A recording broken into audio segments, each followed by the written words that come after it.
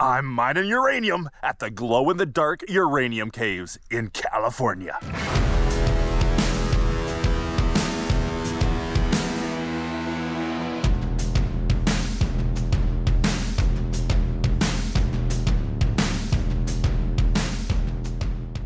Well, hello everyone, Dan Hurd with Dan Hurd Prospecting here. Welcome back to my channel. And if you're new, welcome.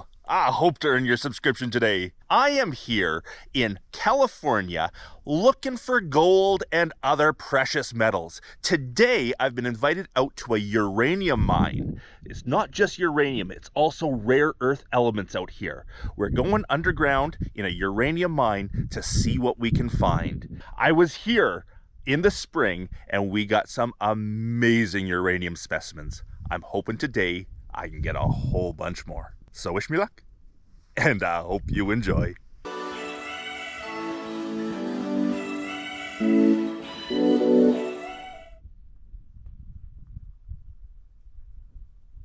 Now my first job is to get my poor rental car up some less than adequate roads up there into the mountains.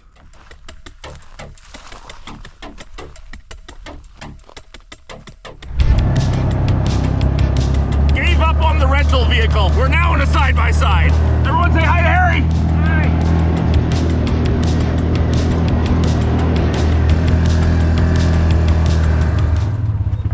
Oh look, we found a geologist in his natural environment.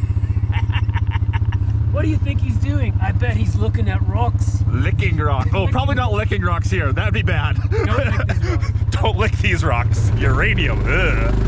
I wonder what it tastes like. It's Jason from Mount Baker Mining and Metals. And Harry from the Mine Operator.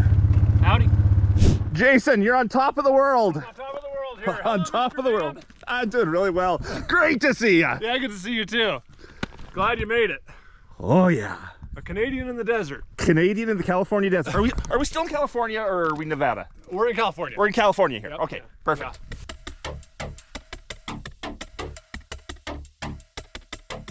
Well, here we are back at the uranium mine. If you saw my video back in the spring, we were here at night inside with the ultraviolet light showing the crazy effects of the UV light on that uranium ore. We will be doing that again tonight. But first, we got Harry from Mine Operators here, who you own this? This is your mine?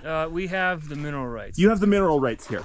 But this is a uranium mine. This site here is more important to you for the rare earth elements, right? This particular spot is important for the uranium, but back behind us we found some rare earths that we've been trying to prove out. And what are rare earth elements? Can you explain that a little bit? So rare earth elements are at the, right somewhere in the middle of the periodic table, but they're really good for electronics and magnets and all kinds of electronic stuff. So that stuff's hard to get because it's not common. It's in everything, but if you find it in a nice concentration, you can make a profit on it. I've heard them referred to as battery element or battery minerals too, because they're used a lot in those fancy batteries in Teslas and whatnot. So this site here, uranium here, and rare earth just over the hill. Hopefully we can show you some of that in a bit. And being a uranium mine, we definitely have the Geiger counter with us today. And a lot of you guys said on my last video how annoying that sound was. We found the silence button for you.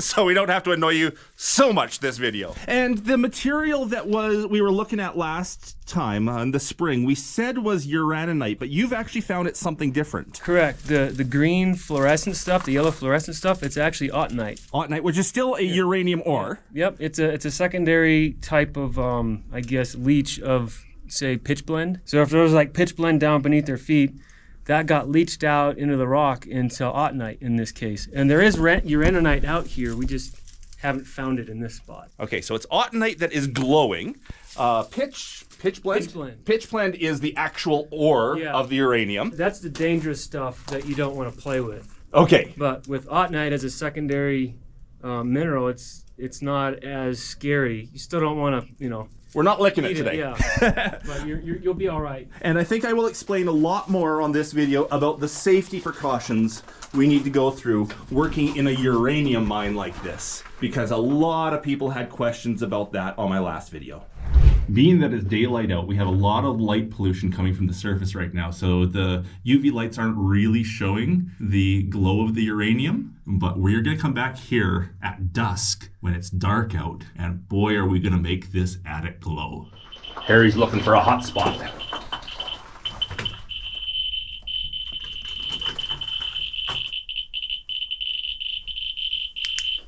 Right there is the spot the Geiger counter was saying was hot. And looking up in the crack here, there's definitely a whole lot of fluorescent minerals on top of that little vein. Okay, Harry's brought out his XRF gun here. This is a Olympus. Yep, it's the Vanta. Hard to see in this light right now. It's the Olympus. And we are going to be looking at the rocks that glow right now. And that's the one we want. That's the one right there? Uranium. It's looking for all of those things, but we want to see the uranium. Let's see what it says. It gives you results very fast, but they refine over time. Is that correct? That's correct, yeah. But the first 10 seconds will give you pretty much 90%. I shouldn't say 90%, but pretty close. And then you'll resolve the accuracy over time the further you go. So this little spot that you picked, the uranium isn't too high right there. We found that last time, though, that the really glowing bright rocks weren't very high in uranium, where the rocks that were very high in the uranium didn't glow as much. See that right there? So we got calcium. And that spot's probably calcium that was fluorescing for you.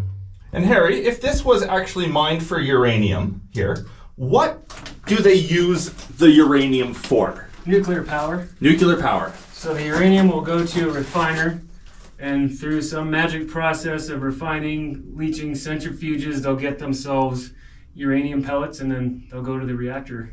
And that's what lights your lights. I think California's like 10% of our power comes from nuclear power. Okay. But there's countries that 40% of their power comes from nuclear. From little holes in the mountain like this. Yeah. Alrighty, we're now getting some nice numbers as we poked around a bit. We got uranium at 4,300. I assume that's fairly high, is that correct? Yep, that's parts per million. So you could equate that to grams per ton. Okay. So that would be 4 grams per ton? 4 kilograms. 4 kilograms per ton. Yeah. Oh, that's a lot. There we go. Right, I'm thinking parts per billion. Nope. And it is parts per million. Parts per million, yeah. Perfect. And then once you get to 10,000 parts per million, the gun will equate it to a percentage. So 10,000 parts per million will be 1% of the little cubic centimeter that this thing scans. That's the mineral right there. That's the autunite. Yep, that's a secondary mineralization autunite. And you can actually visually see it's kind of a yellowish color. Yep. And usually in thin layers. Yep, just like this. And it's calcium based. So calcium is I think that's the reason why it fluoresces. Fluoresces so much is that it's calcium and uranium combined. It's the only mineral from uranium that fluoresces, to my knowledge. Oh, okay. I'm sure there's others out there, but this is the only one I know about. Right, okay. There we go. Okay, let's talk safety for a little bit here. I was told last time we were here that spending 24 hours underground would give you the same amount of radiation that you'd get in a typical chest x-ray. That sounds right? Yeah. So in the 10 minutes we were down there, I would not have got much radiation. No. In fact, the flight out here probably gave me more radiation than that 10 minutes underneath in the Addit. That's correct. For sure. So the actual radiation coming off these rocks is not all that dangerous. But what about the gases? Yeah, so if you have a basement that's in granite, the granite decomposition has uranium in it, and I believe byproduct of uranium decay is radon. Radon, gas. Yes. So if this was down a shaft, we would definitely be doing radon detection. But this is a shallow Addit. Horizontal. Perfectly horizontal. So we're not going to have any air displacement, oxygen displacement. Yeah, radon gas is heavier than air. So anything that's been giving off radon gas in there, it's falling to the bottom and funneling out. Fresh air goes in the top, the heavy air falls, the radon, and it comes out. A horizontal shaft like this will not collect the radon gas. So we're safe that way. Though if this was a vertical shaft, we would have to watch out for radon gas. Now, what about the dust? Yeah, that's a different story. Yes, dust is a problem. Yeah, you do not want to respirate it. That's pretty much it. Don't eat it. Don't eat it, don't lick it, don't breathe the dust. We were warned when we're walking to walk gently so you're not kicking up the dust. And if you're doing anything like chipping or drilling or hammering, you have to have all the safety gear on for that. because you do not want to kick up the dust and breathe in the dust. That is definitely an issue there. And in fact, if we were doing too much here, even if we weren't doing those activities, I would want a respirator on, just to make sure there's no dust particles getting inside. Okay, what else should we talk about safety? Uncontrolled chain reactions. Will this ever explode? No. No, of course not. We're not having a nuclear bomb go off Not here. unless someone finds this deposit, leaches it, and refines it into uranium for a nuclear weapon, but it's not going to happen. This is going to go to a power plant somewhere. Yeah, this stuff is fairly safe with the correct safety precautions. And for today's geology lesson of the day, uranium and granite. And yes, this is a uranium mine. That's why this hole has been put into the ground, is for the uranium. But uranium is actually all over the place. In fact, I'm told that most granite quarries where they make granite countertops, where they excavate granite, are technically above the legal limit of radiation, because granite contains uranium. And when you're digging that much of it all at once, you're actually releasing a lot of it in a quarry. This is here specifically for the uranium in the area, but uranium is actually all over the place. Oh yeah, I got a granite countertop at home that has uranium in it. Probably, I got 200 parts per million uranium, and my Geiger actually picks it up. So there you go. If you have yourself a granite countertop, you're irradiating yourself. No, you're not. There's today's geology lesson of the day. So I just asked Harry about this black mineral. I found a bunch of these rocks that have this black, powdery, dark gray black material. I asked him what it was, and he just threw the XRF on it, and he's saying that it's coming in at... So I got 2,600 parts per million, but what really excites me about that is that means that could be uraninite, but I also got vanadium. Okay. And when you get uranium and vanadium together, I think you might be on to uraninite. So that might be the uraninite that's not glowing, or not in that sheet form that we see. And I'm gonna have to go put that in front of one of our geos here who is an expert and have them tell us. But if that's the uraninite, I'm gonna be doing the happy dance because there's a bunch of it here. There's a lot of that black. I'm gonna take it to the back of the Addit right now and throw the light on too, just see if that glows. I don't think it will, but maybe some of it got leached. Now let's check that under the black light. Well, that's interesting. A very bright blue speckle to it, very bright. A little bit of green leaching off the side. Bright blue speckles like that can often be a result of lint, but I can't see how there would be lint on this rock out here. So maybe it is the rock itself with these very bright blue fluorescents. And then a little bit of the green. Harry is very excited about this rock. One of the rocks I just asked Harry about, the black rock, had something called vanadium. Vanadium. That's a metal, isn't it? Yes, it is. Yes, a metal vanadium in it, which Harry's just telling me is actually a big thing to find here. It's important. All because I grabbed some random rock and said, hey, what's in this? Now we have to send it off for assay and prove it. So Harry was nice enough to let me keep this rock, but I don't think this rock is good for me to keep. This isn't what I want, but I think this is probably what you want to send off for an assay, is this one. Yeah, but now I have to find where it came from and find its in situ. Brothers in situ. And then that's the one I sent in for a sample, because float means nothing unless I can figure out where it came from. Yep.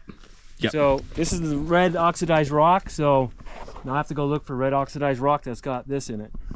Now we're on a treasure hunt to find out where that rock came from. Harry's inside the Addit, I'm above it, looking for that same rusty red rock with the black powdery material. I see something here that actually looks very intriguing. Something is leaching black down here. You often associate that with manganese, but other minerals can do that. Harry just told me the good news that he found some of the material that we're looking for at the back of the Addit. And I found what is probably the same stuff in, I'm not even sure what you would call that kind of pocket. It's kind of like a vein, but it's sort of more of like an infill or something like that of a crack. But that's looking right. I'm exhausting the battery on this thing with excitement, so let's see how long I got left. Nope, not there. It takes a minute sometimes. There it is, 120. Oh, okay. So now what I have to do is confirm with an assay and also talk to Olympus about the vanadium values. They might be able to help us calibrate the XRF to a better fidelity. So we'd have to send them a sample and then we can retune it to hunt the vanadium better. So now we have to prove it. Perfect. Now, as we're going and prospecting here, you're hearing us talk about all sorts of things like vanadium or whatnot. Prospectors, you know, you think of the sexy metals, the gold, the silver, you think of diamonds, you think of all those sexy things. But really, prospectors are looking for anything of value or importance. Vanadium might not be something that's ever even crossed your radar, but in enough quantity, it could make a mine. The rare earth elements we have here, the neodymium, or the praseodymium, I can't say any of these. Praseodymium or cerium. Those things are things that you might not have ever heard about, but could make very important mines. And as a prospector, we can't just limit ourselves to those sexy ones like gold, especially if it means walking over something else that could be, in the end, far more valuable. This green rock is sure interesting. If that glowed under a black light, that would be very impressive. But it might just be Epidote. Oh, you gonna come and check? Yeah. He's gonna come and check to see if it is Epidote. But the fact that I see actual crystals glittering in there tells me this is probably just an Epidote seam. I can't speak today. An Epidote seam, but very cool. Does anybody know the mineral content of Epidote? Ask me tomorrow? Yeah. What a cute little dike of something going through this decomposed rock. Looks like granite almost. Don't take it for granted.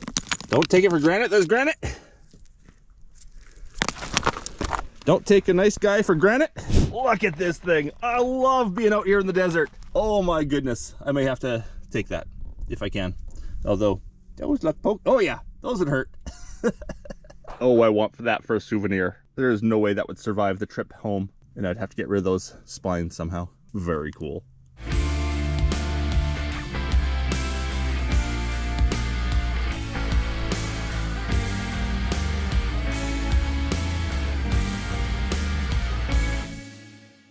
Now, Harry, we spent most of our time here around the uranium mine, but your rare earth, which is the other side of the mountain, Yes, sir. does it look like anything, or do you only know that those elements are there because of assays and your XRF? Because of assays and XRF. It's a pegmatite, like veins or dikes, and then you get this, the black stuff that we were just looking at. It looks kind of like that, but larger crystalline structure, and then that's where we find all the heavy rare earths.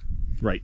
So it's not much that you can see on the surface other than taking your XRF to it to see what's in it or sending off for assays. Right. And if it is valuable enough, then it's a case of actually going in, digging, mining, and whatnot. And that's what we did. We drilled in there with a drill bit like you recommended, and then we took the drill dust, shot it with the XRF, and sent it in for assay, and the results were right there. So we knew the XRF wasn't lying to us. Perfect, perfect. But not much to actually see on camera because it just looks like looks like black stuff and a white rock, and that's it. Okay, we'll do most of our stuff around the uranium mine because, you know, in, what was that, 3 hours, I'm gonna start looking really good.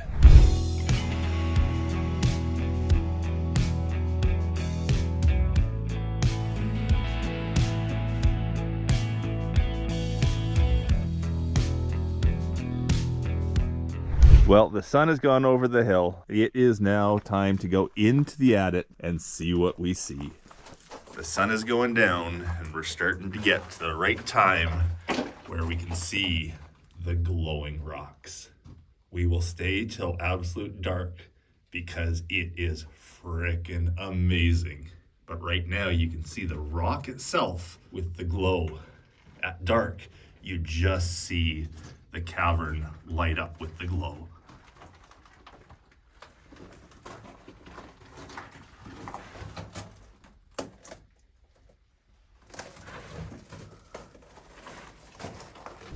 Amazing. Here, take the light. Take it with yours.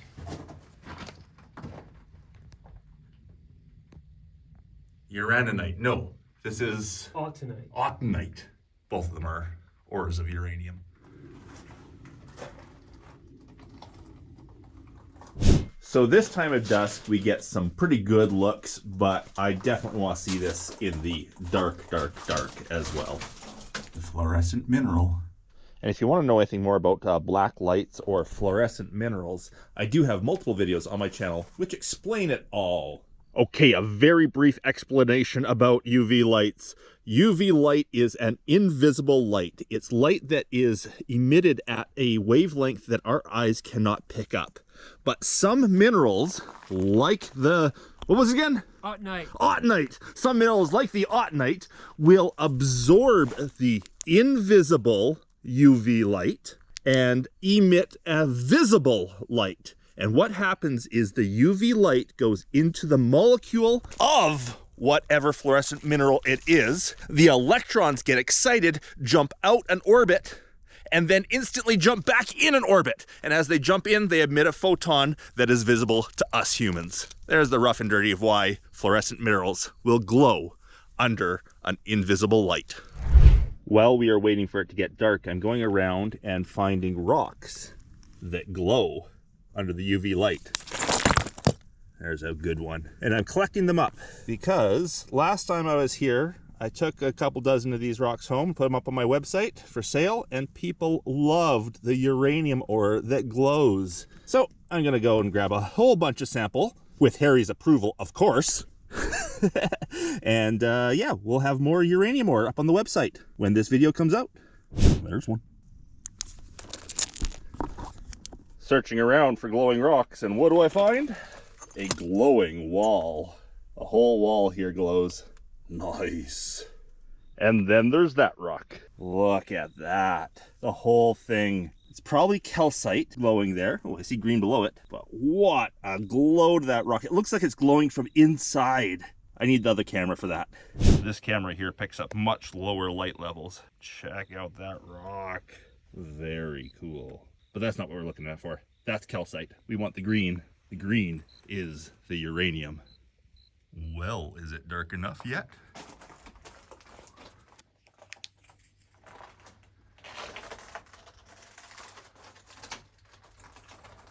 Oh yeah. The glowing cave.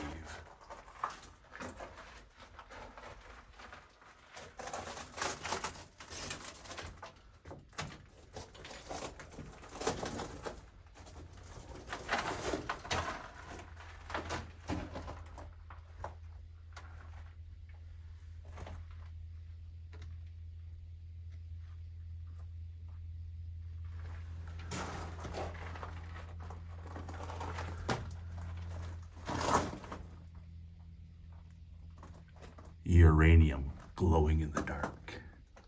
Well, it is getting dark. This rim right around the entrance of the cave is the best spot.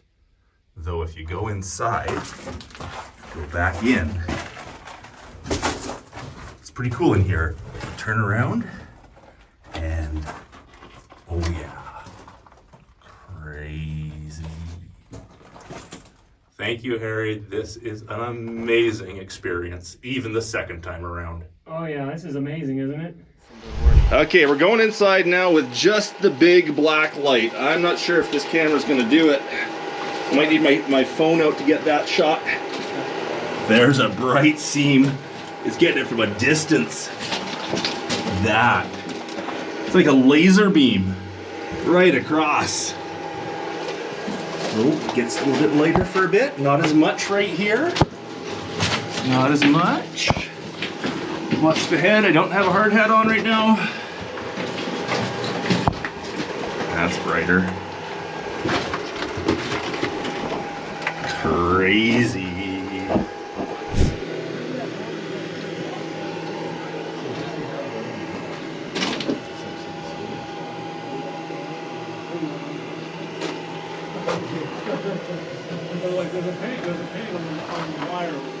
What you see, Harry? Night. You want to throw the Geiger back on and annoy people? Sure. All right, let me go grab it real quick. Always love annoying people. It's hot. That was the hottest spot. Now we're just getting into the lower. It's getting higher again. Yeah, now that some of those guys mention it, this is kind of annoying. I just never thought about it until someone said, yeah, it's annoying. Some? Yeah, Some? I was just amazed at how much radioactivity was going on. So the higher the noise the pings got, the more excited I got. I wasn't thinking about that, but... Yeah, we had about 10,000 comments about how annoying the Geiger counter was in the last video. You think I should make it quiet then? Nah! Nah, keep going. A little longer. Unfortunately, the camera doesn't do it justice of what it actually looks like. Yeah. What do you think, Ev? Pretty cool.